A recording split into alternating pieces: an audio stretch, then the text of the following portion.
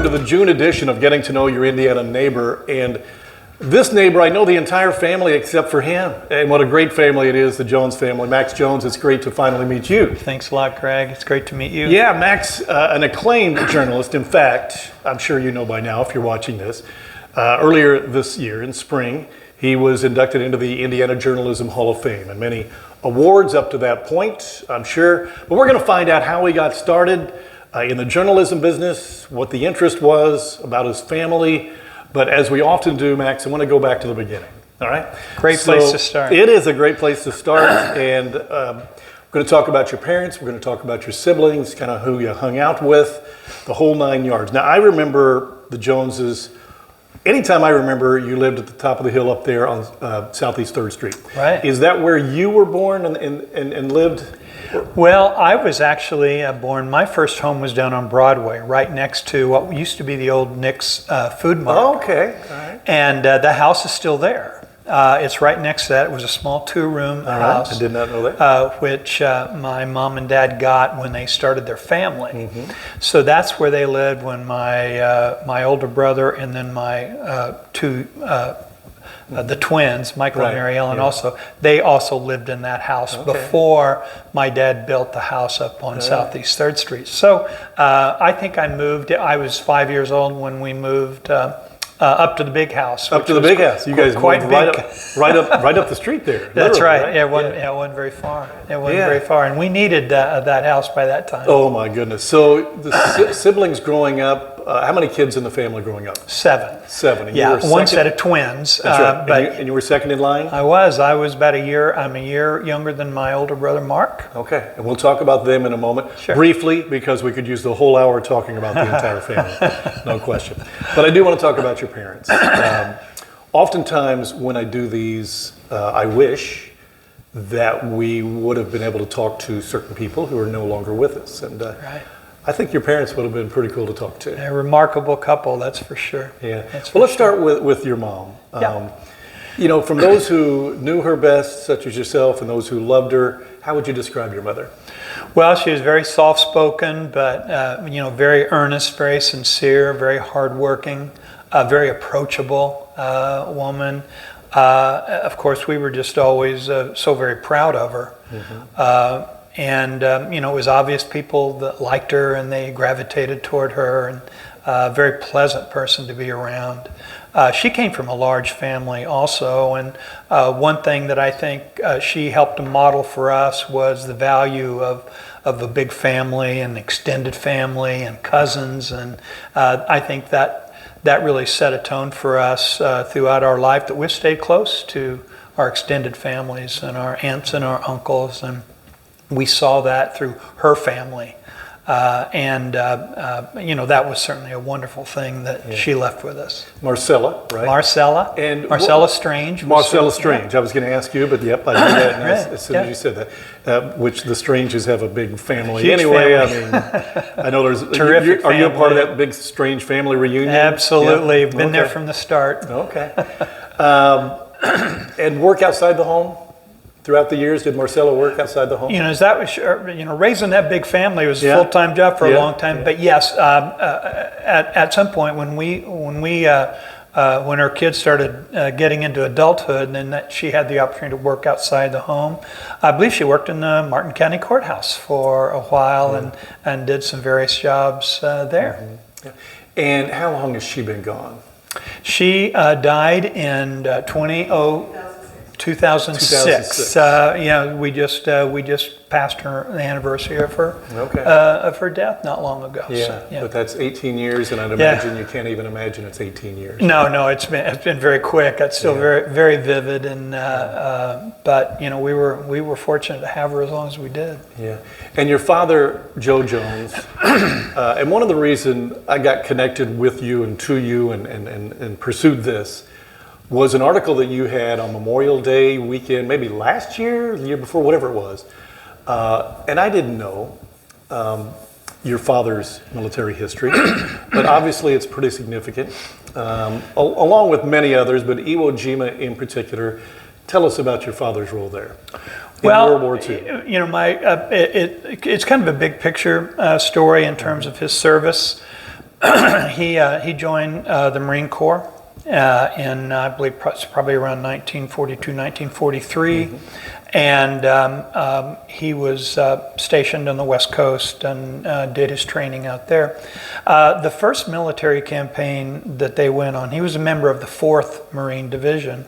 And the significance of the 4th Marines is they were the principal invasion force in some of the early island capturing that went on, leading up to the last largest ones.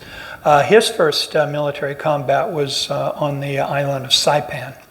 And that was really where he always said he had his most significant combat experiences. And it was on Saipan, which we are approaching the 80th anniversary of the invasion of Saipan. Yeah. And I've also written about that particular experience that he had. It was not only was that his first, but like I say, it was most significant. That's where he received some. He had some. They weren't severe wounds, but the wounds that he suffered to his hands and wrist earned him the Purple Heart. So that was a significant. Piece of his personal history, and he also received the Bronze Star for his service on Saipan.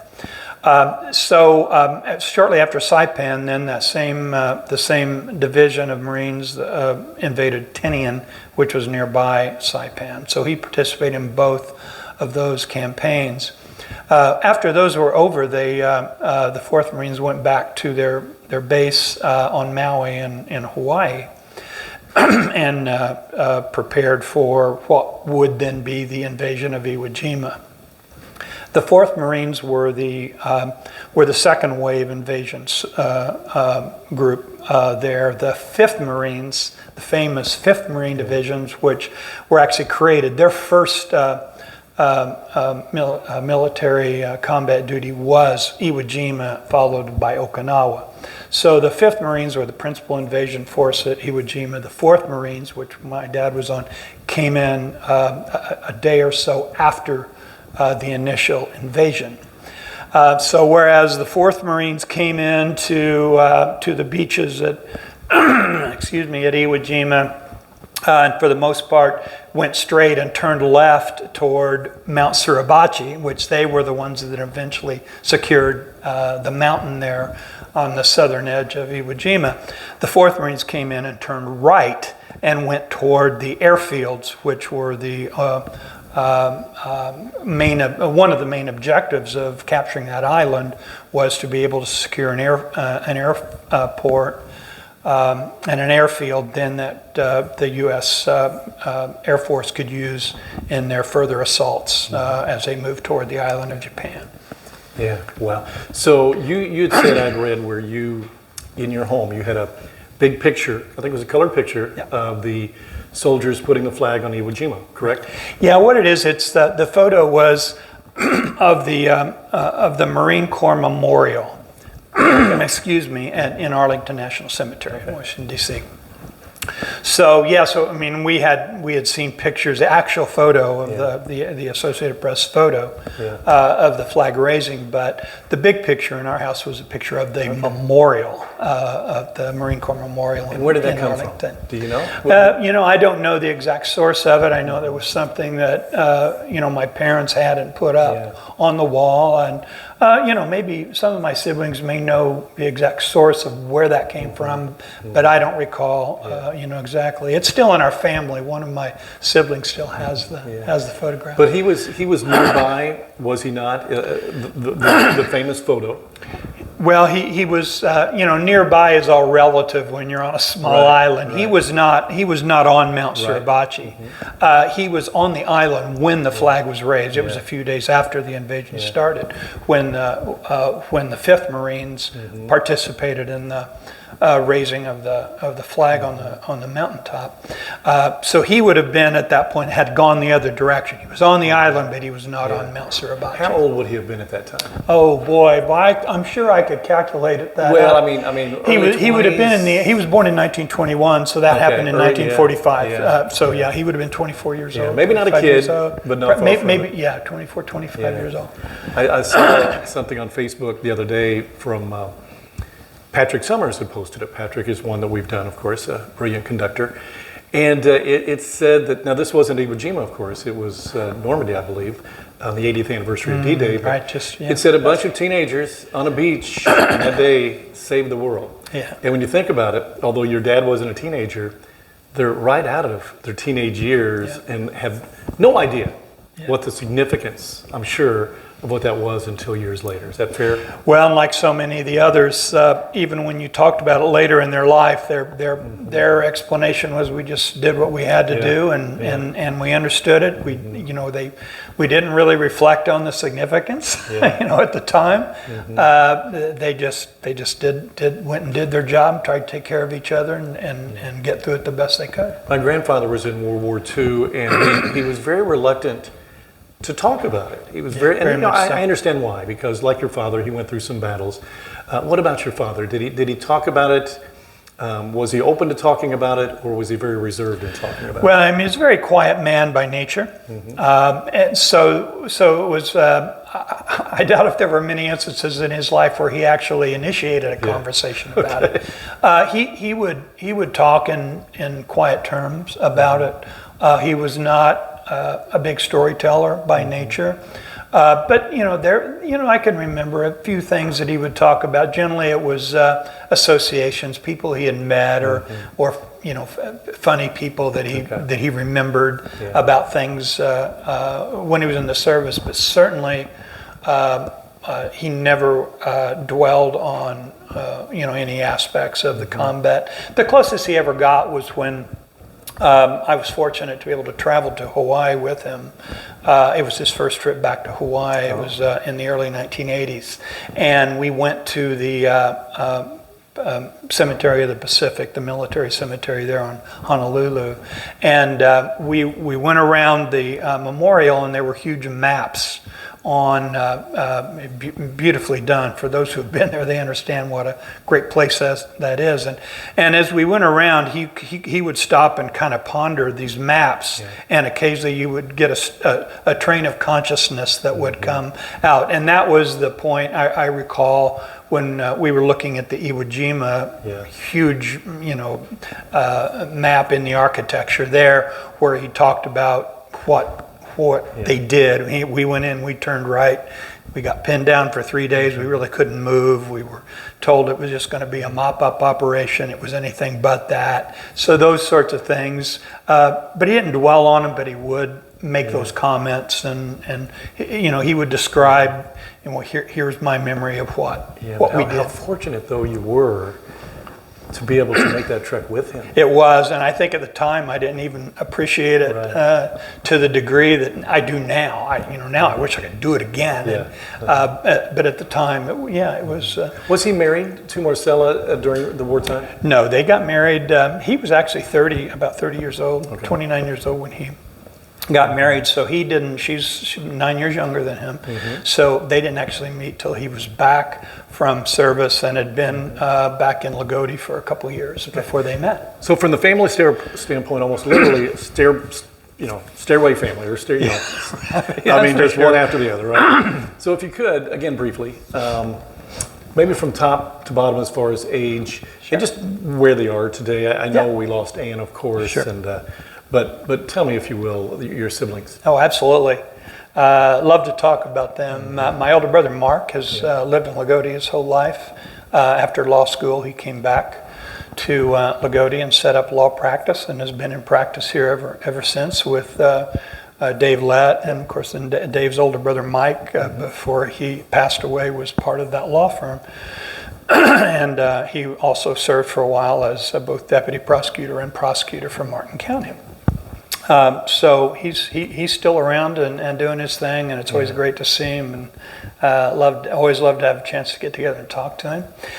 So then I was number 2 in line, about a year.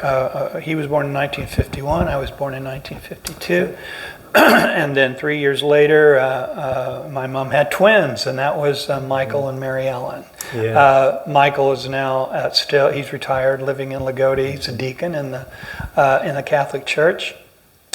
Spent most of his life in social services, and he's worked as a deacon at various hospitals. Mary Ellen has also spent the majority of her life in Loogootee, and was a physical therapy assistant for a number of years before she retired. And now she's still, say if she's retired, she's still working with her husband Stuart, and they operate the funeral home, the Blake Funeral Home. Yeah, unfortunately, I've seen too much of her lately. That's sometimes you like to see her, but sometimes you know why it is when you've seen her. So then we go back a couple years after that. Then there's Amy.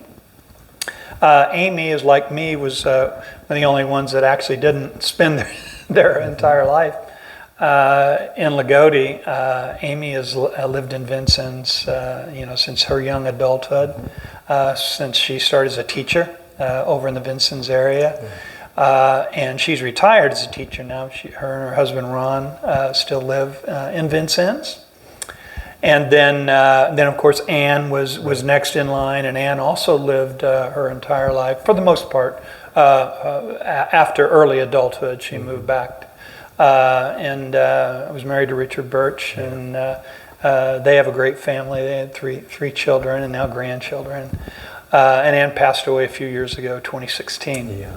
And then Carol is my youngest sister, and she's also still in Loogootee, and has been here pretty much her entire life as well. Spent a lot of time working for the county and from the Martin County and the prosecutor's office, and doing various jobs over there before she retired. And was also elected as clerk treasurer. That's right. In but certainly one of the respected families in Loogootee, and just about every one of them, I'm sure, except for maybe Max's people who's watching this, right? Maybe you don't know them as well, but they're very special people, and we've been very close and fortunate to know them. All right, let's talk about your childhood. So when you think about your childhood in Loogootee, Indiana, what pops in your mind instantly?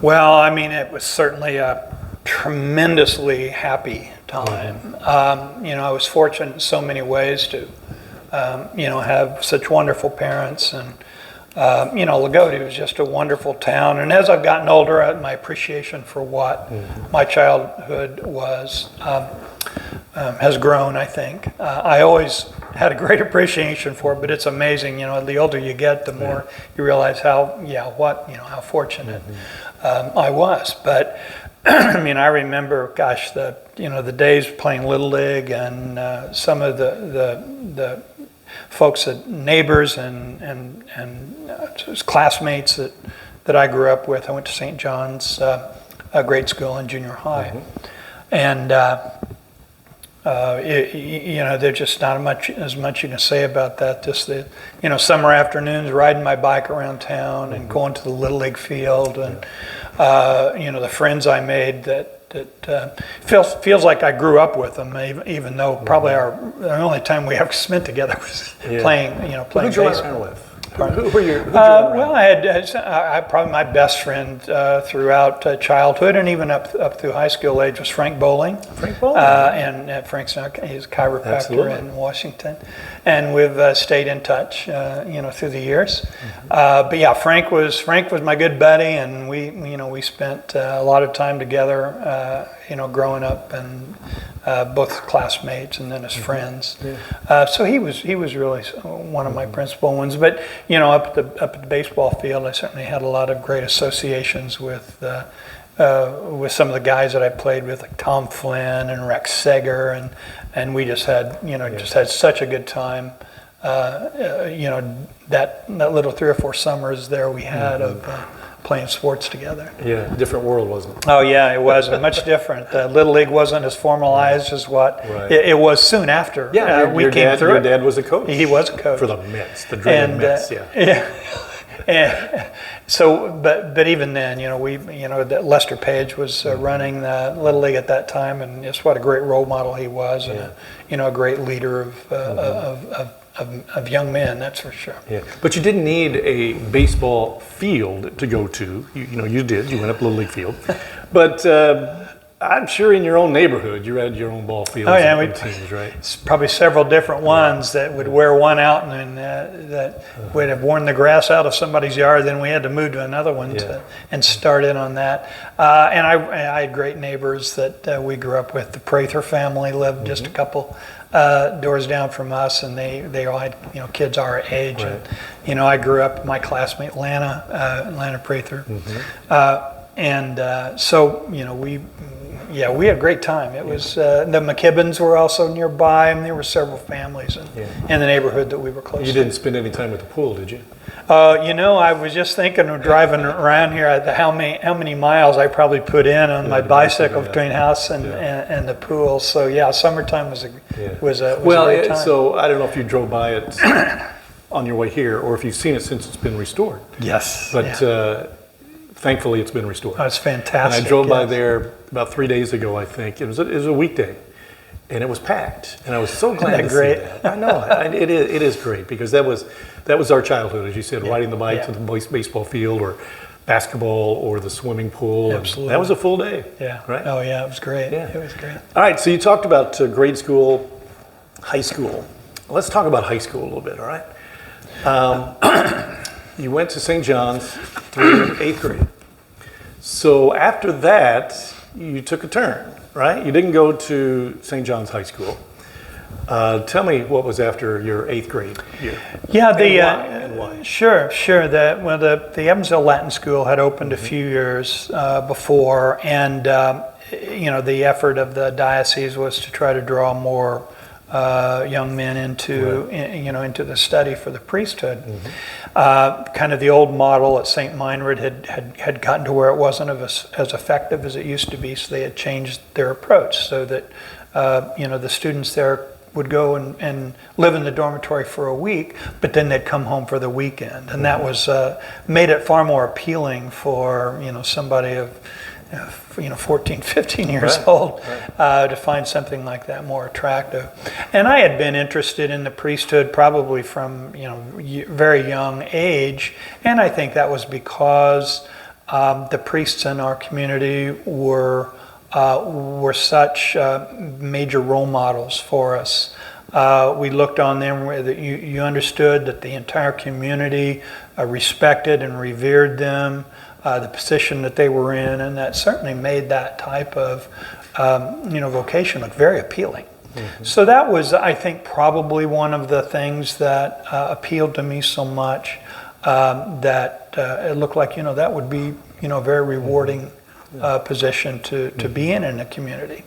So my older brother Mark had also decided he went to the Latin school, and I think I tended to follow everything he did. So why not? He was my role model too. He was my hero, and so I followed him. He went there, then I decided to go, and it was a good experience, both educational experience and a good social experience as well. And there were several from our community. My brother Mark was there for a period of time, right? And several others, because I remember you said go for the week and then come home. If I remember right, there was a big bus at St. John's Church, maybe. Right. I don't know if you were part of that, but loaded during the week and then came home on the weekend. Right. They brought us home. And, I liked Mark okay, but I liked him a lot better just on the weekend. Yeah, right. We missed him a little bit. Exactly, yeah, that's right. And you had a big family too, so you understood. Well, and he brought some friends home. I don't know if they were people who lived where they couldn't go home for the weekend or what have you, but we met several of his friends through that. Well, we all got to be such great friends, and certainly lifelong bonds that were forged under those circumstances. So you graduated Evansville Latin School in 1970. Right. All right. So 1970 was a pretty special time around here. We had a lot of fun, right? Yeah. High school basketball, Loogootee Lions. You mentioned Rex Sager, so some of your best friends were part of that team, a part of the environment. Did you miss that? Well, I in some ways that's probably true. The late 70s were, with all of the great things that happened in our community, it was also a difficult time in a lot of ways because of the consolidation period, the fires at the two schools, the late 60s. So the 1970 and the success of the sports teams were kind of a great relief, and it was just a great thing that happened that I think calmed a lot of the intense feelings that surrounded those years of consolidation, which has happened in so many communities, and it certainly happened here. And it was a tough time. I think it was hard for St. John's, the folks at St. John's, to close. And that's what happened. The last high school class graduated in '69, and then '70 was the first consolidated class. And how great it was that good things happened. And I've always liked to feel like that some of the individuals who were part of that class played a role in helping lead the community through there's no doubt. a tough time. They certainly did. And that's kind of the way I felt about it at the time, even though I wasn't part of it.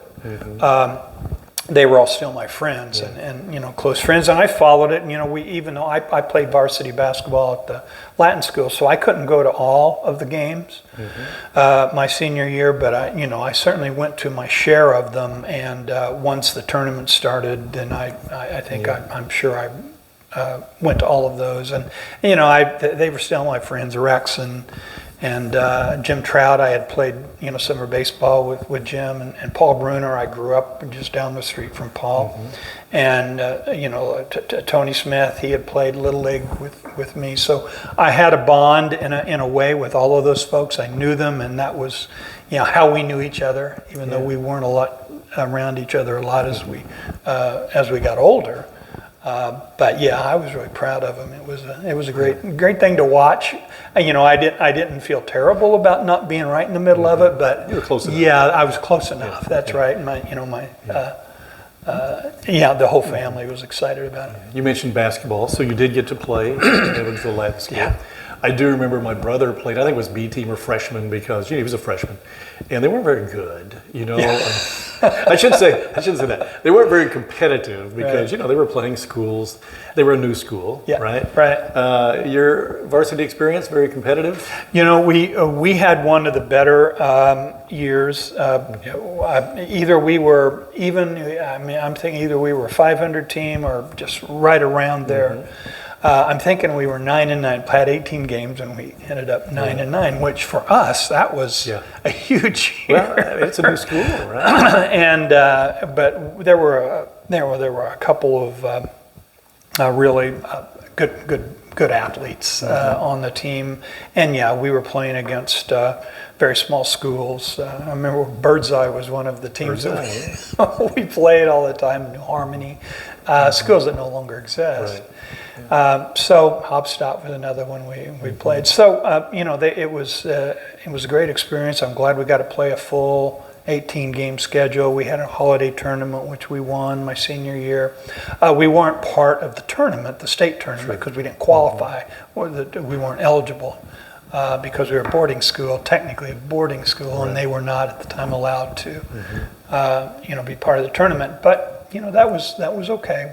We had a good year and we had a good time, and it was a great experience. Yeah. So you grew up in the time of Peter, Paul, and Mary, and other folk groups, and I didn't know this until you sent me the picture, which you're looking at right now, of Max and a group in a folk group. Was that at Evansville Latin School? Yeah, right. What was the name of the group? We called ourselves the Reverend Company. The Reverend Company. Right. Okay. Did you have dreams and visions of stardom, or was it just nice fun? I'm sure we thought we were going to be stars. We were. Vegas was next. Yeah. Right.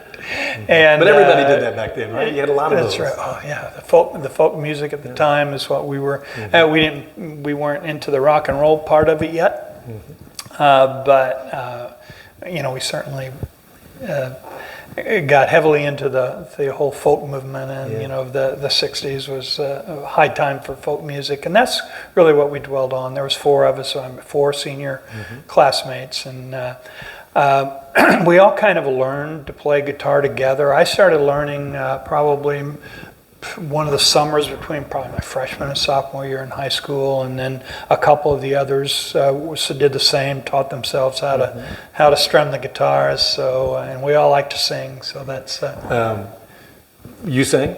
Yeah. Okay. So birthday gigs, more than that? Where did you get your gigs? We did some weddings later on, especially later on. By the time I was a senior, seemed like we did a wedding or two. We did some generally related to religious activities that we did. We were invited to participate in several festivals, things like that. I would say probably our highlight is something that I love to talk about is that our group participated in the first Earth Day event in 1970, spring of 1970, in April of 1970, and we played out at Wesselman Park, and that's where the Earth Day event was, the very first one.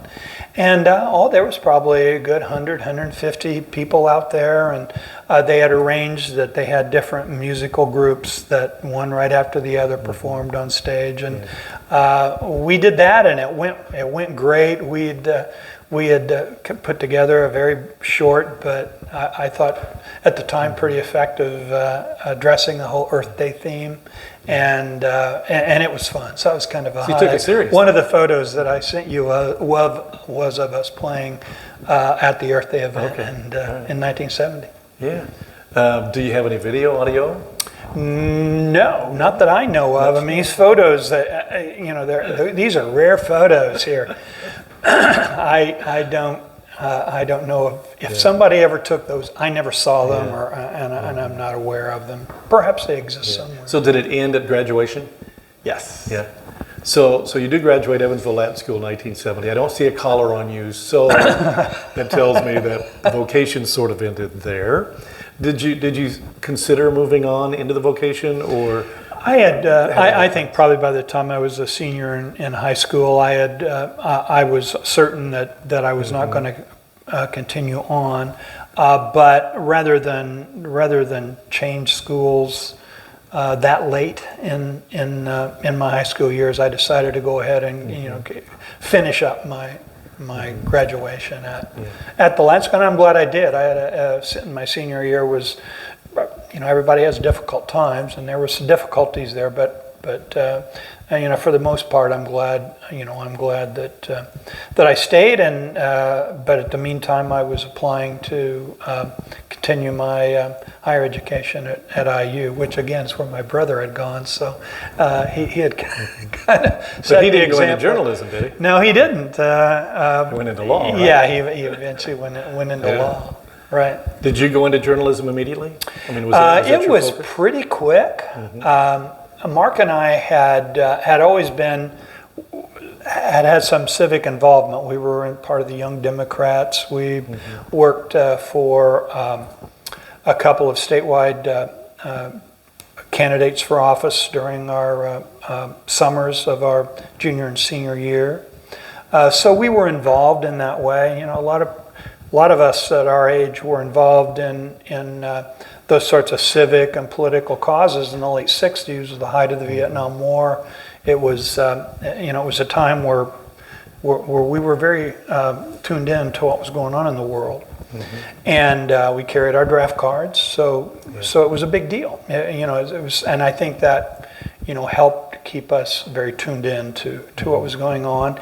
So I had the interest in public affairs, I think, early on. When I got to college, my initial interest was liberal arts. It was in history and literature and sociology and all those sorts of areas of study, which proved to be very valuable to me. But I think the whole idea of journalism came about late in my freshman year, early my sophomore year of college, when I kind of understood that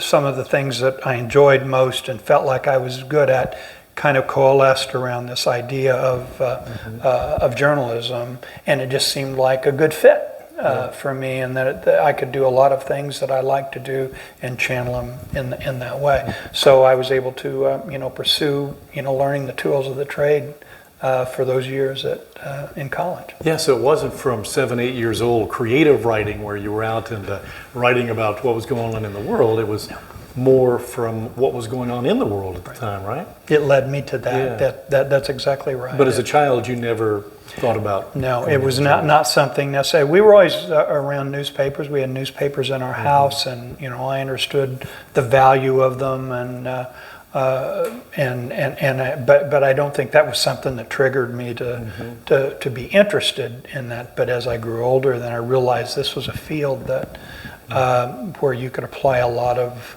what you saw as your strengths to that pursuit. And it appeared, as I understood better what the field was, that this could be a very rewarding experience. You could be close to what's going on, involved in what is going on in the world, and do it in such a way that you're an information source to better explain to people what's happening in the world. So you worked at the school newspaper, correct? I did some, not extensively, but I did do that some, yeah. Okay. What was your major? Was it journalism? Yeah, and I got my degree in journalism. Okay. So you graduate. Have you met your wife yet at this point? No. No, we'll get to that, right? Yeah, okay. we're getting there. We're getting close. Okay. So you graduate college. Is your plan to go into newspapers? Is it go into any other sort of journalism, politics? What do you think coming out of college your career might look like? I wanted to get a job with a newspaper. I was looking for that. I was looking for in a smaller town. I didn't think I was ready to go into a newspaper job in a larger community where generally more experienced people would be. So I realized I still had a lot of maturing and learning to do. So I was looking around for newspapers in small towns. It took me a while to find one. And I was living in Loogootee at the time. I was living with my mom and dad for several months after college. But some of my connections at IU eventually then opened the door for me to know where openings were that might fit where I was in my development, and that led me to Sullivan, which just south of Terre Haute, not far from Loogootee. Seemed like far at the time. Yeah. Now it seems a whole lot. We didn't make a lot of trips up that way as kids. No. Exactly right, and it seemed kind of out of the way. But I was offered a job doing sports and news at Sullivan Daily Times in the spring of 1975, and I jumped at the chance after I was offered the job, and I moved to Sullivan at that point. Sullivan. So did you work? You were today. You're still the editor of. Well, I don't know about Sullivan. Not at Sullivan. Terre Haute Tribune Star in Danville. Right. So tell me about your progression at Sullivan. Sure. And how long you were there. Sure.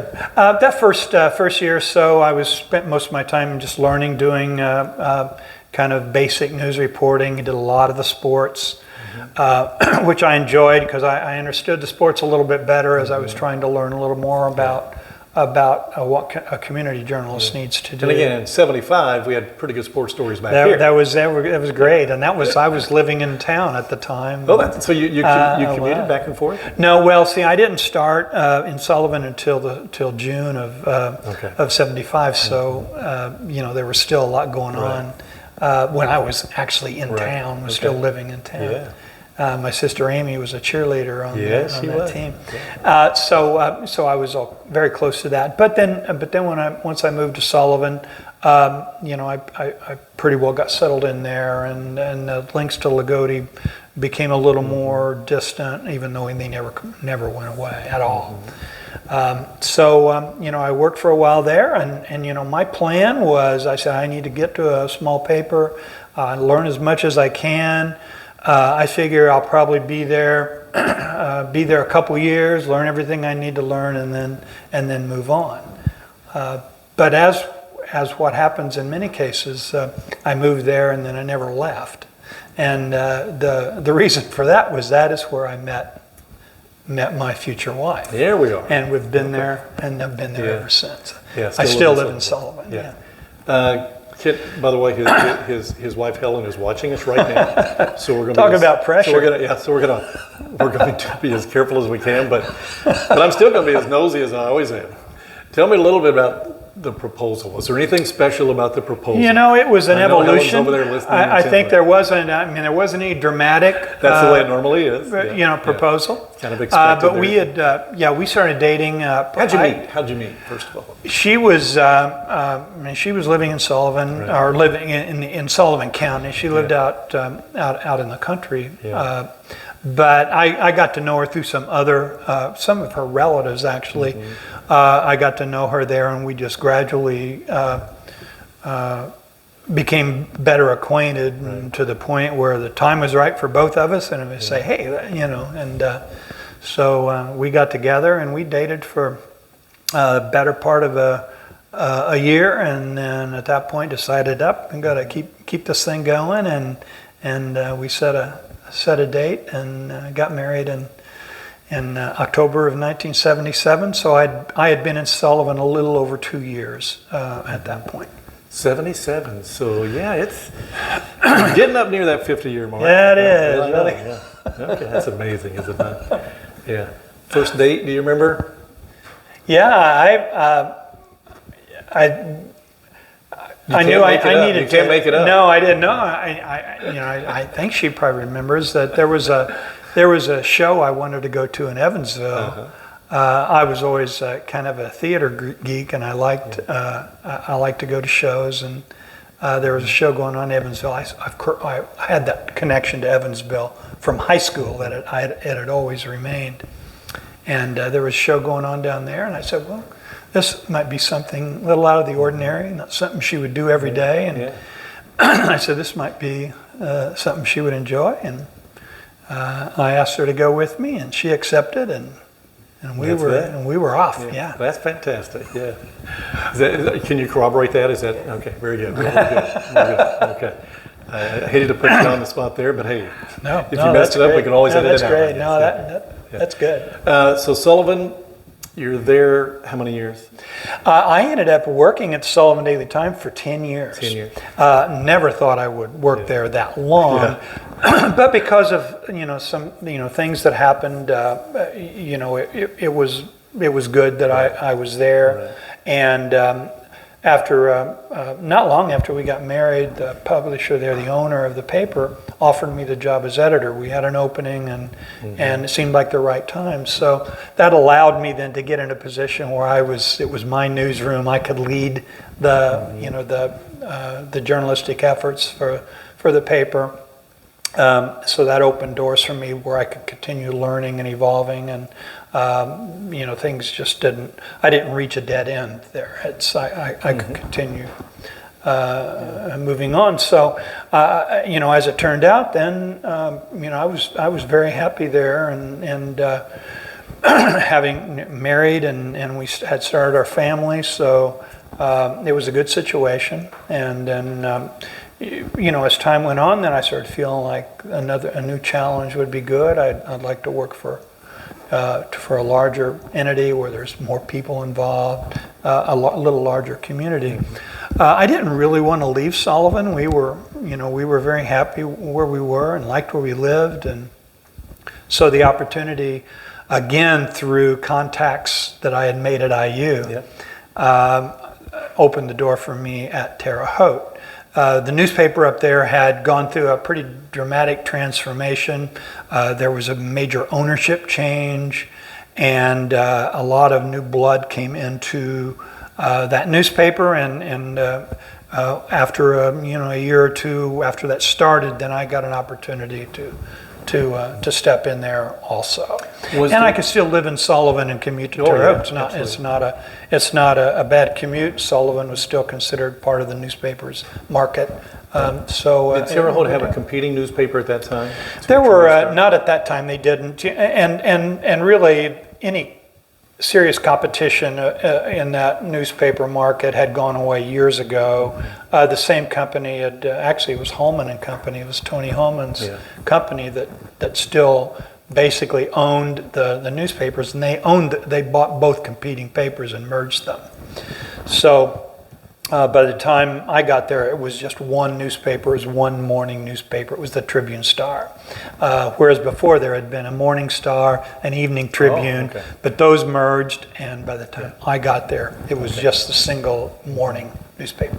Were you hired as the editor? No, I went there in spring of 1985, and I went in as sort of a state editor, by state editor. We also covered Illinois as well as Indiana. So I went in as a kind of a middle management role in the newsroom. My responsibility was to coordinate coverage of the news in the rural counties outside of Terre Haute, in both Indiana and Illinois. And I did that for about 5 years. And then I had the opportunity to get actually into the higher management in the newsroom. And the role that I had was editorial page editor, which put me in charge of doing the opinion part of the newspaper. So I took care of I managed the opinion page, and I also did other roles in the newsroom. There's a lot of opinion pages today, just not in the newspaper, right? Yeah, right. Yeah, that was a little different time. Yes, but that was sort of my opening into the higher upper level management of the newsroom. So when I was young, I thought the editor was in charge of pronunciation, in charge of, making sure the commas are there and such. But you basically, the editor runs the newspaper. Is that fair to say? Well, they were in the newsroom. Yeah, Certainly. An editor's role, as they've evolved through the years, newspapers have changed a lot in the past 2 or 3 decades, but the editor of a paper is in charge of the news product, and they're in charge of the personnel. They're in charge of kind of setting the vision of how they want to approach their duty as community journalists, and putting the right people in the right places, choosing the right stories, setting the tone for what the audience will be receiving each day. So it's there's still always a lot of commas and correcting the bad headlines that go along, but other people are involved in that too. The thing about an editor's role is not only do they have an internal role as a leadership and a management role of your group of journalists, they also have a role of being the face of the newspaper in the community. So a newspaper is kind of a vital institution in their communities, and there's still people that are part of that. So an editor is one that can then kind of act as kind of a voice, a face, somebody who goes out in the community and has relationships and it's their job to kind of be the example, the model of what your newspaper are, and tell the newspaper story as well. So the letters to the editor, do you really go to the editor? Well, they do now, one of the things that I did when I first took over as the opinion page editor at the Tribune Star in 1990 is that I was in charge of the letters to the editor.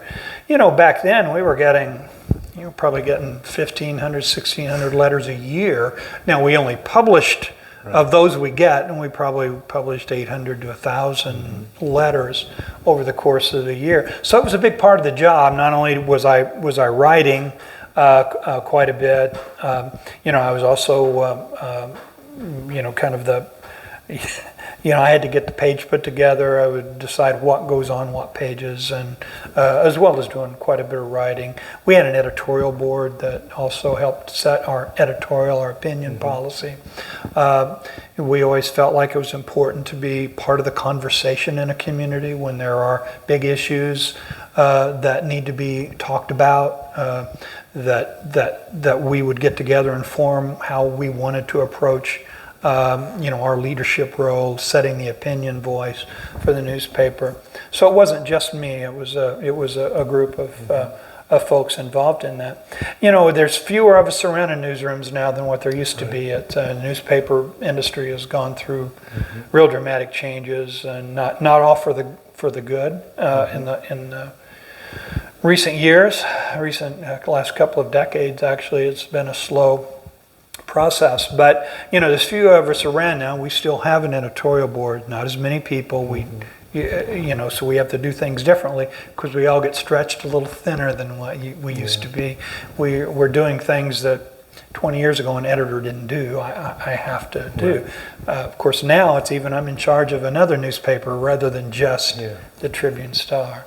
But the Tribune Star, I was opinion page editor for 10 years. And in 2000, then I had an opportunity to become the editor, which would be the number one person in the newsroom, and that was certainly something I'd strived for, and had hoped someday I would get the opportunity to have my own newspaper that I'd feel like I would be responsible for.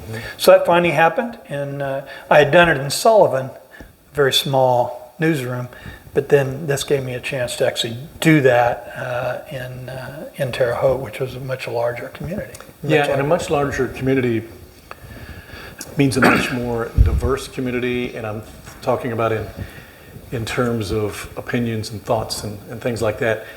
I'm guessing that the role of editor takes the brunt of the criticism of the newspaper, maybe of an editorial page or whatever it may be, because you might be mentioning something about politics. Obviously, somebody's going to disagree with it. Are you the one that has to go to one of your employees and say, hey, listen, we've got a lot of problems here, and we've got to come together and figure out how we can work those out? Is that part of your role as well? Very much so. Because you get that a lot, don't you? Very much so, yeah.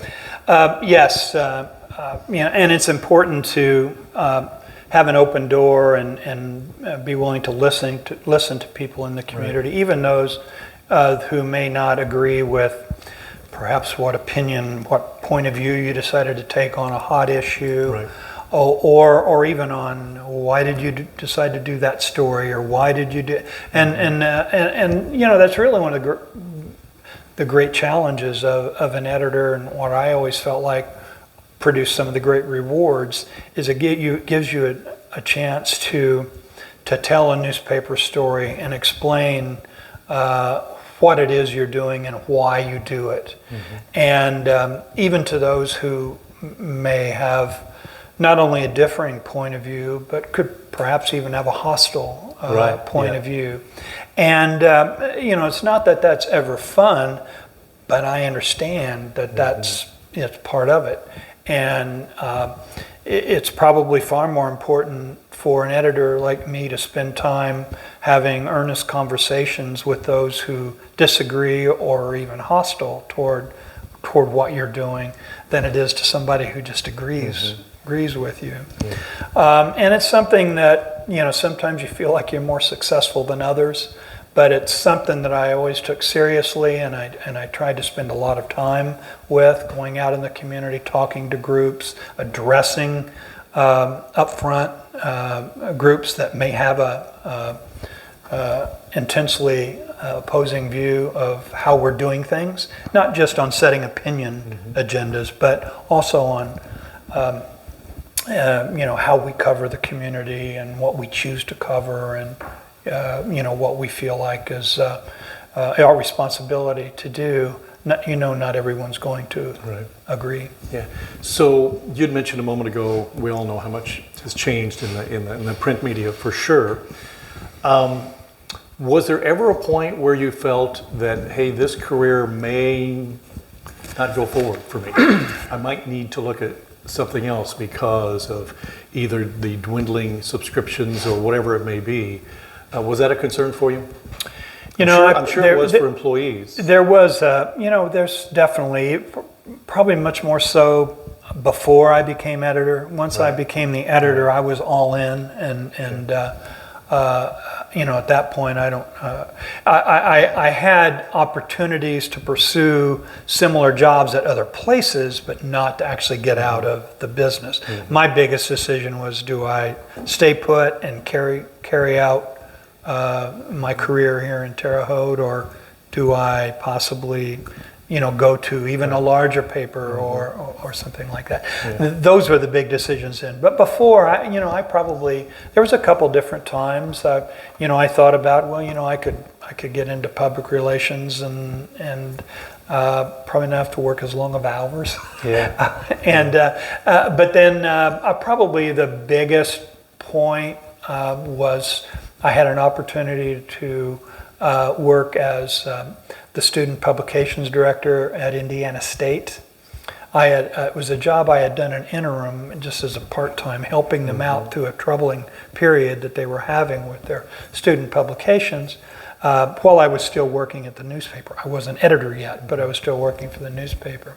And after a while, they were encouraging me to apply for that full-time job, which would have taken me out of the newspaper. So I, gave it serious consideration, and when all was said and done, my decision was, I felt like my career at the newspaper and in journalism would be more rewarding in the long run than changing into a different So 10 path. years from now, you'll be retired, right? I'm going to be retired in 3 weeks. Are you And serious? I guess I probably hadn't told you that. Congratulations. Thank you very much. Congratulations, Helen. No kidding. I am, yeah. I had given my retirement notice right after the first of the year.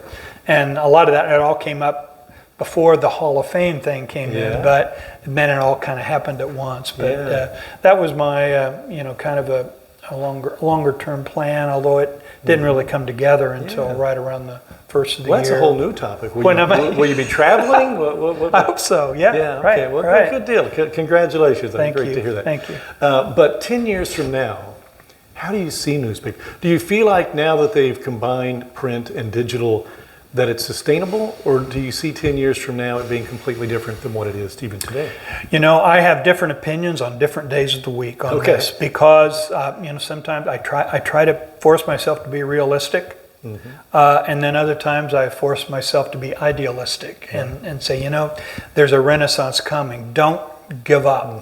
Don't think that there's not a chance for a resurgence. The newspaper industry, though, is never going to be the way it was. Right. It's just not. I understand that it's a business model. Greatly successful industries have finally gone away because the business model changed. Right. Technology changes. Society changes. So, I understand that. And as much as I'd like to think newspapers would last forever, I understand that they're not going to look the same. They don't look the same now as they did 10 years ago, even more so 20 years ago. The pandemic really accelerated some of the change that was going on in our industry, unfortunately. I mean, it was, forced us to do things more quickly than otherwise we would have felt like we had to do in terms of addressing the business model of newspapers. So, I'm not giving up. I think there's still a chance for a renaissance of sorts for newspapers. I think when newspapers are gone or start to go away, I really do think communities are going to miss them a whole lot more than they think they will. But there are other forms of media conduits that have emerged that some do better jobs than others.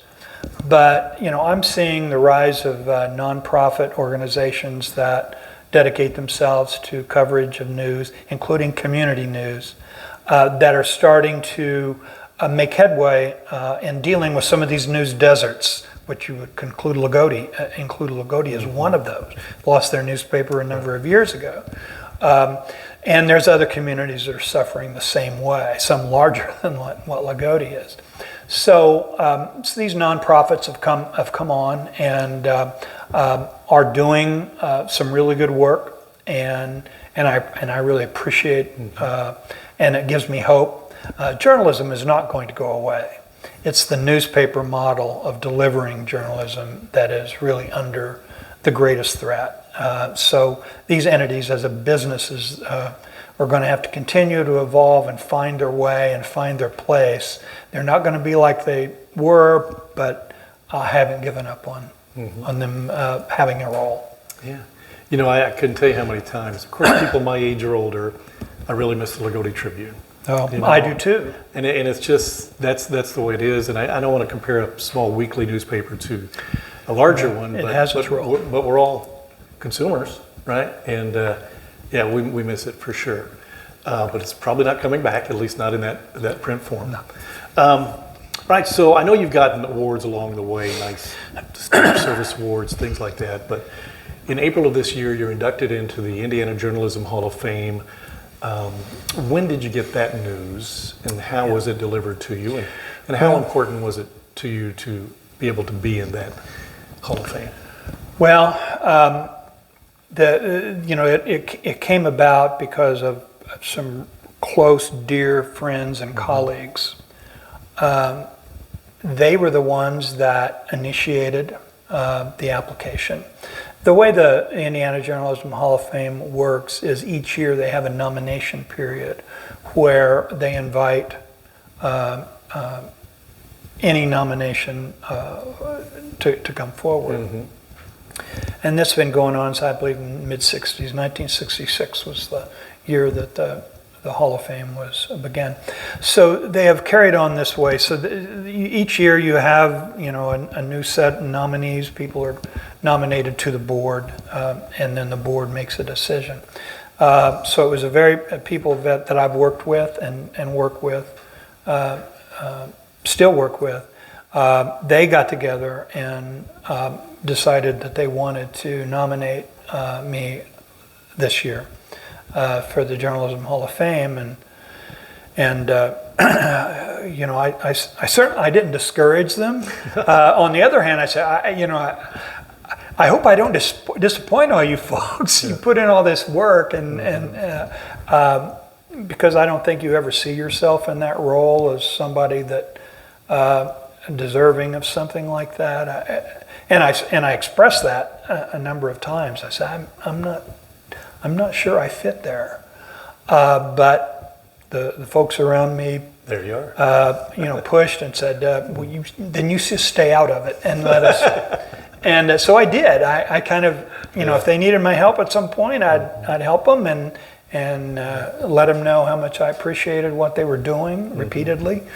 And it was shortly after Thanksgiving that. I believe it was right around Thanksgiving that I got a call from the president of the Hall of Fame telling me that I had been selected, and it was quite a shock, I mean, I had prepared myself. I said, I know these things in the past, sometimes people get nominated several times, and so, it was sort of an overwhelming thing that I think I'm still trying to process, but the public announcement then was made in early February, and then at that point we had to prepare for the induction ceremony, which was then in late April, and part of the induction is that they ask each of the incoming members to prepare remarks. To address the folks there, so that was that probably took all of those 3 or 4 months for me to get my head wrapped around the things that I really wanted to say and needed to say. But it was a greatly rewarding experience that I think will stick with me, and sure. I greatly value it in a lot of reasons because of the other folks who were in the Journalism Hall of Fame. And when I look over that list, it's, I say, oh, I really don't belong here. But, it's very humbling when I look down there and see Ernie Pyle's name, and others as well. And but, Max Jones, I say, well, Ernie, I hope you're okay with this. It, you know, it's yeah, it's been quite an experience, and I just don't think I've still come to grips with it. Had you announced your retirement prior to that, or was it after? I had given you my knew this was retirement going to- notice. Yeah. I had made my decision before this. So the timing was really good. Yeah, and it wasn't time for that reason. It just Right, happened. exactly, There was no reason not to go ahead and just go ahead and do what I was going to do. But yes, you know, it all came up at once, and then, okay, that's fine. We'll just power through here. And, Isn't it funny, about 1968, you're thinking of the priesthood, about 1970, you're singing Bob Dylan songs, and here we are, you're in the Indiana Journalism Hall of Fame. That's right. Like And I may go back to the Bob Dylan And you songs might. here before long. You go on cruises or what have you, right? Yeah, that's I mean, there's things we love to do, and my wife Helen, who's here with me, is going to continue working some, somewhat in a part-time role at other times of the year, full-time. But you know, I would assume before too terribly long, she may join me. It happens, yeah. What's your bucket list as far as traveling? Where you want to go? Wow, you know, that list could grow pretty, pretty quickly. We're wanting to do some. I mean, we love the West, and you know, we'd like to do more on the West Coast, and we'd also we hope to do some traveling up in New England soon. And our daughter has worked as a travel agent for a while, and she's putting together. Hopefully going to be putting together a trip to Iceland within the next year or so, and we would love to go on that. So, you know, I don't think we'll have any, you know, we'll just pick and choose. No, there's no great. place I wouldn't go, but, you know, so, yeah, I'd like to be able to do some things, see some things that haven't been able to do yet. You mentioned your daughter. Children, what do you have? Right, I have two kids. They're great. Nick is the oldest.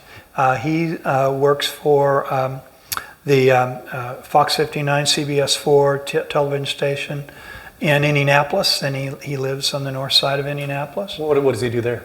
He is he's into the technology end of it, the master control. Yeah, okay. And he's been there quite a while. Fox He 59, worked at Channel 2 in Terre Haute for a while, and then that led him into they have a large hub, a technology hub there where they do the master control. Yeah. So he's involved in not just those television stations. They also service television stations all over the country. Part of the Nexstar operation. So that's Nick, and then Chelsea is my daughter. She's a few years younger than Nick, and she is. Lives in Bloomington. She went to college in Bloomington and just stayed there, which is a pretty good deal. So it's gone very well. She works for Indiana University in the International Studies department, and seems to be doing pretty well. She's very happy with it too. Any grandchildren? No grandchildren. No grandchildren. All right. Yeah, we'll see. Well, you can travel all you want then. Well, that's right. Yeah, we'll see. We'll see one of these days. You never know. You never say never, right? No. Wow. Well, it's your forum. What didn't we talk about that you'd like to, that maybe you get out of here and you and Helen on the way, why didn't you talk about this? Or I should have mentioned this. You're going to do that anyway. Yeah, that's probably, you are. That's Yeah, probably right. That's the way it goes. You know, we've covered a lot of ground, and there's the things that, this is probably something, again, every day I probably think a little bit, I have not talked enough about this, or I've not talked enough about that. So, you know, at those points, then I start talking about those things. And one of the things that I keep going back to, and I talked about at the Hall of Fame banquet, is, you know, why did I enjoy this so much these years? And it keeps coming back to the people that I've been able to be associated with. You know, it's certainly a lot of fun to be around smart people. And, you know, that was that way through my whole life. And part of the reason that I followed my older brother around so much, because I recognize he was really smart. Very smart. And that I'd hang around here and you're going to learn some things. Yeah. So I always looked at it that way. But my whole family's that way. I mean, my mom and dad were that way. They were not real, talkative or boisterous, but it was clear that you could learn a lot from them. Right. Just keep your ears open. So I learned early on that I just really enjoy being around smart, ambitious, questioning, challenging people, and newsrooms are just the epitome of that. And I think over time, that's what sunk in with me. And as I leave, that's what I will miss, being around these very driven, smart, thoughtful, intelligent people that just makes days a joy to even during the hard times. And I think it's probably some of the hardest times is what make you appreciate them the most. Yeah. So that's going to be something I'm going to continue to talk about. So, when you say that, that's the first thing that pops into my mind is, man, I'm just really going to miss these people. Yeah. So there's that, and I'm glad I got a chance to talk about Loogootee today, because I don't get a chance very often to talk about that. And Sullivan the same way. I mean, what I learned in 10 years of Sullivan, it seemed like a long time when I was there, but when I look back on that condensed period of time and realized how that shaped the way I view things, and both as a servant of the community and as a resident of a community, that was really formulating in a lot of ways. Yeah. It was great to finally meet you. Greg, it's been great. I think what you're doing is a tremendous service, and I hope you realize just how great this is, what you're doing. I hope so. Obviously just started out trying to get to know my neighbors, and then it's gotten into people who have gone away and have made a great contribution to different things like yourself. So it's varied, but I appreciate that, and I hope so. Yeah. Great to meet Helen, your wife.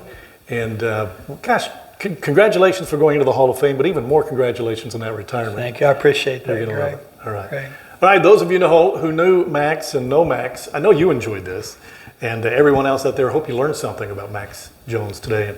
And he's our June Getting to Know Your Indiana Neighbor. Thanks for watching.